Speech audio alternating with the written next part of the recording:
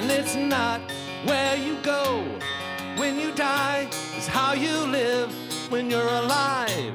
Who you touch and how you feel it. And it's not about the time that you have, it's how you cry and how you laugh. Who you love and how you mean it. Oh no, no, no, it's not where you go when you die, it's how you live when you're alive. Who you touch and how you feel it. And it's not about the time that you have, it's how you cry and how you laugh. Who you love and how you mean it. And do you mean it?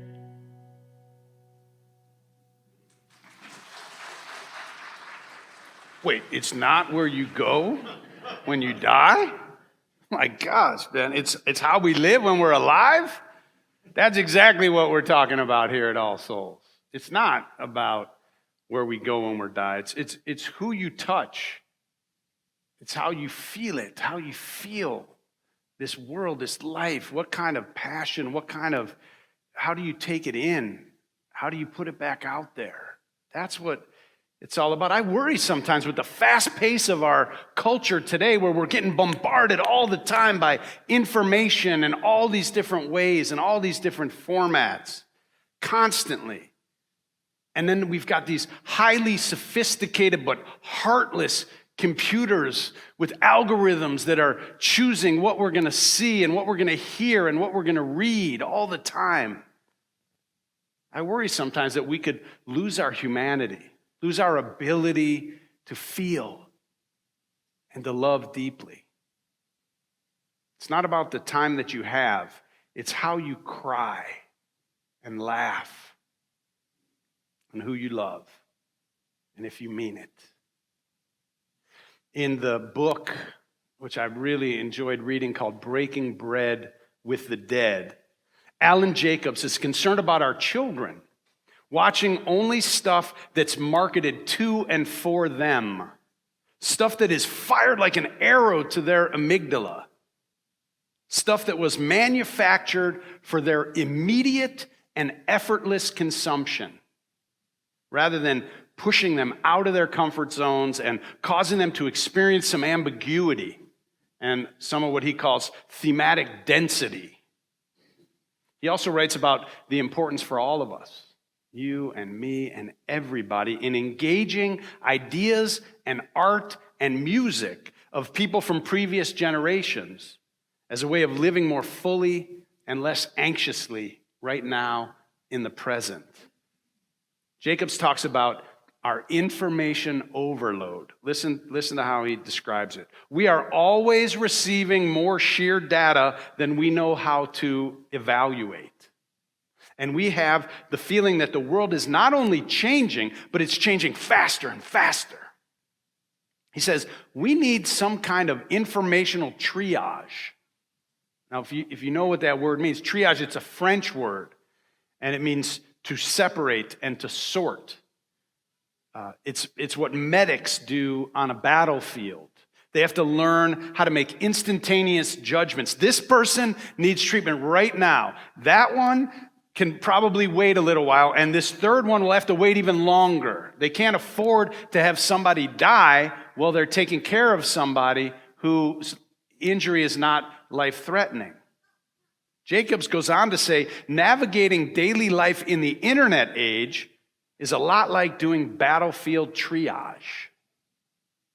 I mean, there are days when we can't even put gas in our cars without being assaulted by advertisements blared at ear-rattling volume.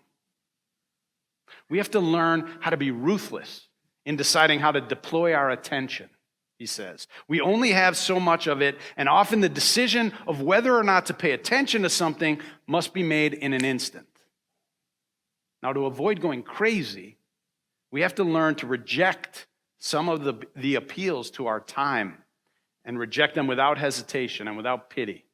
Now, it used to be, for a long time, that it was knowledge that set us apart from other people that would help us to be successful in life. The person who had the knowledge was able to get ahead above other people because they knew something that other people didn't know.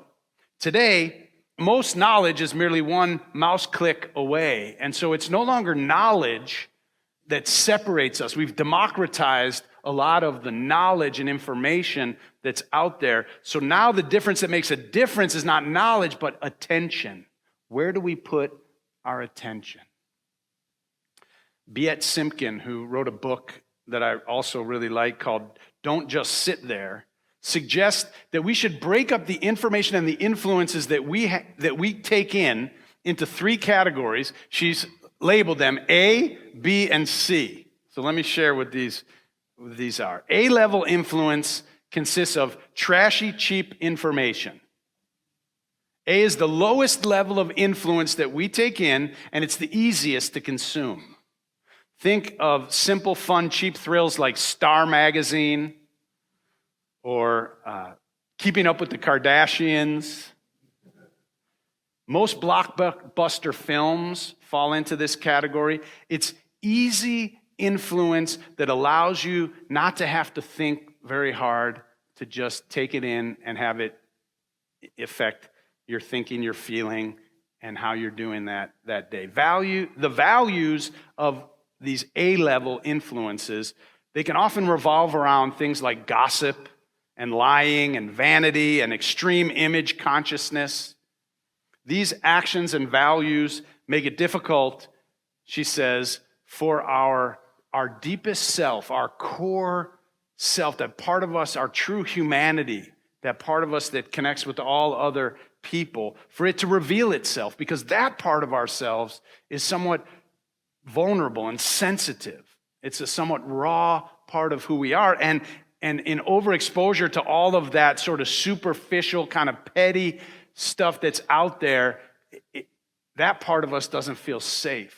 It doesn't feel welcome to open and to flower. Because that part of ourselves, there's a kind of an innocence to that part of who we are. And now we can enjoy small talk and banter, and we love watching people being interviewed on a red carpet and all of that stuff. What are they watching? What are they saying? Do they have six-pack abs and all that kind of fun stuff? But it can be entertaining, it can be relaxing, but it doesn't connect us to our depths. It doesn't connect us to that inner spark or our own deep compassion and passion for life. But she's not saying that we should just avoid it at all costs, that it's not that we shouldn't have any of that influence in our lives. We all like a good movie sometimes to flip through the magazine, whether it's on an airplane or wherever, and just kind of relax and enjoy just taking in kind of fun, lighter stuff. But if we take it one step up to what she would call the B-level influences in our lives, the B-level takes high wisdom and simplifies it for us. So they wrap universal wisdom in pop culture and make it easier and more pleasant to digest. Think of Oprah, Eat, Pray, Love, hot yoga, right? Taking these ancient things or ideas, important universal wisdom of some kind, and making it palatable for us, making it fun for us. And it mimics these universal truths, but it doesn't necessarily hold it in its purest sense. She quotes Mary Poppins, under the B influence, a spoonful of sugar makes the medicine go down. So you're taking that big, deep, universal wisdom and just sort of making it a little easier for all of us to take in. It's not always easy to read some of these sources at their highest level, but it influences us and it inspires us and it uplifts us. And so this is really great stuff, and yet it leaves us with a taste sometimes for something a little bit more real or grounded. And so she has the next level is the C level influences and expresses the highest form of information that we can take in. This is knowledge that she says is directly communicated to us via those who have touched the universal truths of life. People who have whose lives have sort of actualized in some way, and they've experienced something so deep and so real, and they've accessed their own creativity and the wisdom of the cosmos and things like that. Ancient spiritual texts like the Torah and the Bible and the Bhagavad Gita have this kind of knowledge in that. Philosophers such as Marcus Aurelius, poets such as Rumi, painters like Rembrandt, Bach, Mozart, Coltrane. These are sea-level influences, and these are the kinds of things that when we allow ourselves to take them in, they touch us or tap us into that deeper source of wisdom and our own sense of connectedness to that wisdom. But these aren't the easiest to digest sometimes, some of these sources. Sea-level influences require a little bit more study and a little bit more time and effort to really take them in. She says they serve as a channel for consciousness to flow directly into that part of ourselves that is connected with everyone and all life. So that's Biet Simkin, and she lets us know that, she loves a good trashy magazine once in a while and a fun movie. She doesn't want us to cut out all light and enjoyable and petty or superficial things from our lives. She's just suggesting that we look for ways to increase the influences that really nourish ourselves and lower or decrease the ones that just sort of take us away from our best selves and sort of leave us judging and more petty and things like that. So she's got this formula. I tried it for a while to see if I could kind of match her formula. She says that you should spend 60% of your influences, let them come from the B level, that middle level where, it's high wisdom, but it's sort of packaged for more general consumption, if you will. And then she says 30% should come from that C level, that higher level of sort of direct exposure to those who've tapped into something in their lifetime that was truly profound and universal. And then just 10% in the A level or the superficial level. Now, I don't think there's like one recipe that fits all. I mean, I'm a minister. I do this for a living, and I had a hard time getting 30% of my influences coming from, that highest level of direct contact. But I started listening to more classical music. I started listening to more spiritual music from different traditions and cultures. I started listening to more jazz. And I noticed, because I have a very eclectic taste, but, I'm more into more contemporary stuff. I tended to listen to that more in my car or whatever. And I started to listen sometimes to some of that music, not in the background, but as the main event.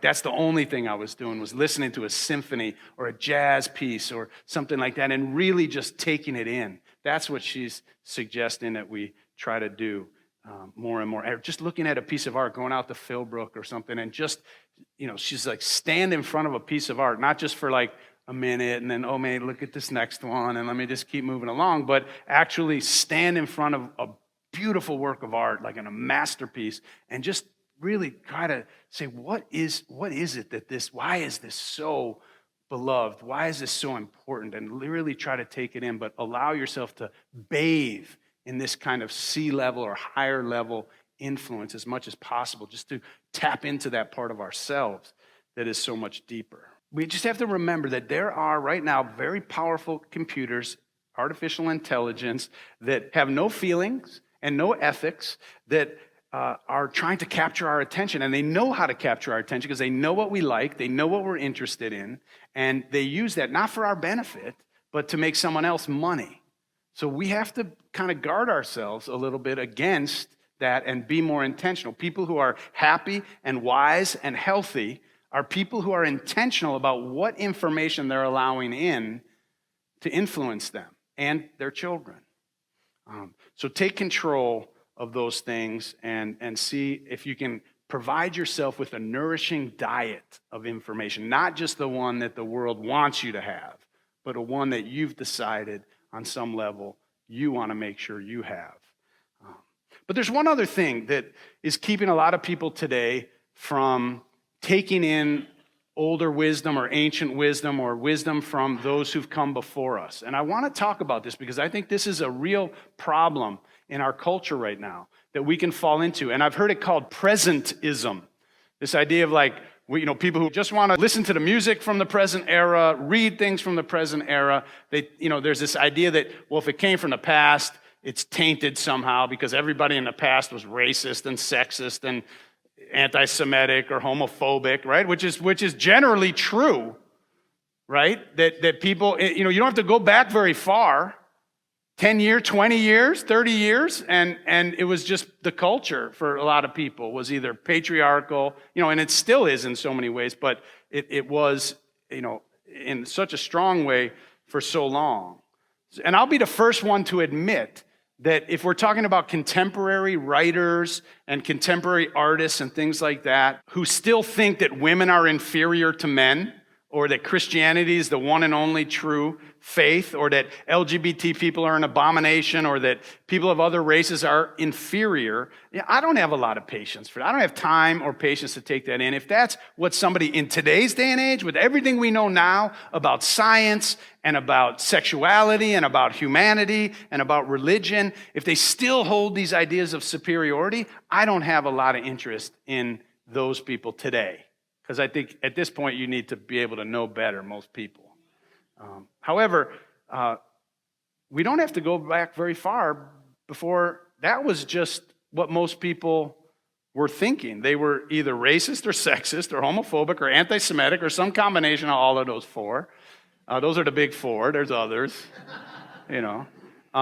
But, if we decide that we can't learn anything good from any of those people whose assumptions in the past are different from ours today, then we're going to cut out most of the wisdom, and we're going to only be able to get influence from a very narrow slice of our contemporary thinkers and artists and musicians and others. So here's what Alan Jacobs from Breaking Bread with the Dead says about this, and I'm quoting.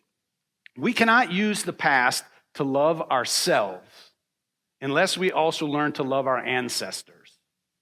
We must see them not as others, but as neighbors, and then ultimately as kin, as members of our very extended family.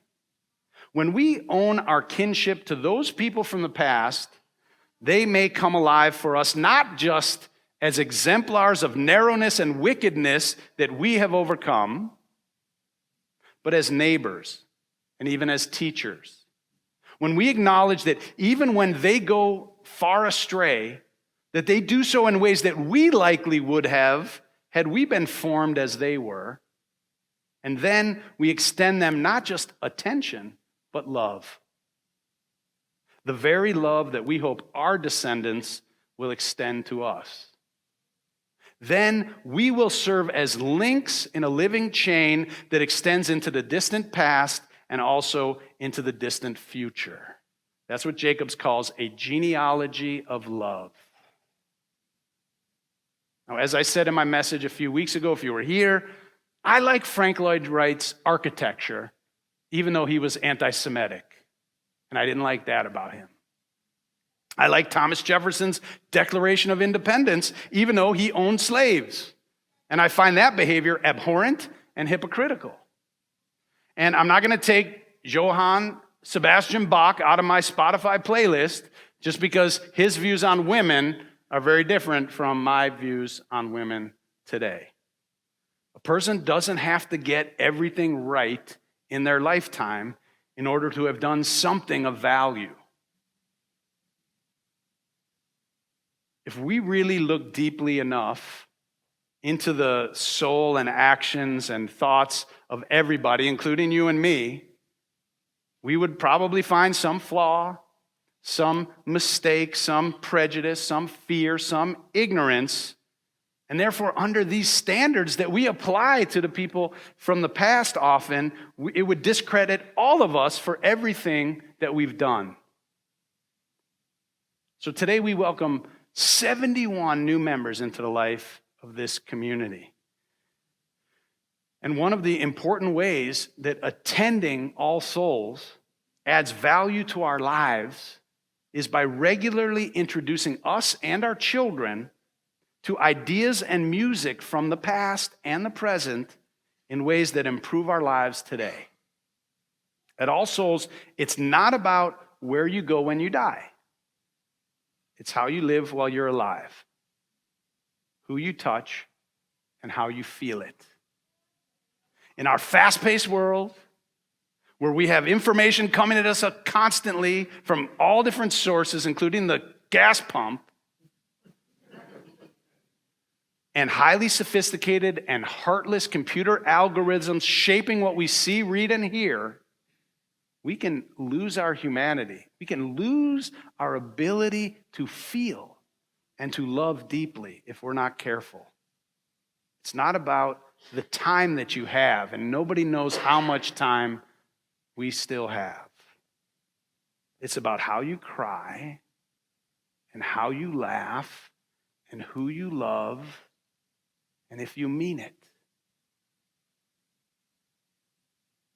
Today, I'm calling us to a genealogy of love that extends grace into the past and hope into the future. To our newest members, we are so glad that you've joined us on this journey. Welcome. I love you, and let's live with courageous love. Thank you.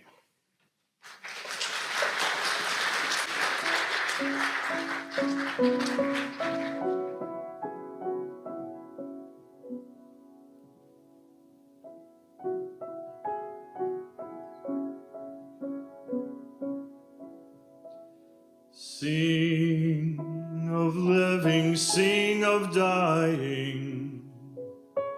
Let them both be joined as one, part of an eternal process, like the ever-circling sun. Through the tender bonds of living, giving hope in what is new, to the wisdom of the aged, deepened by a longer view.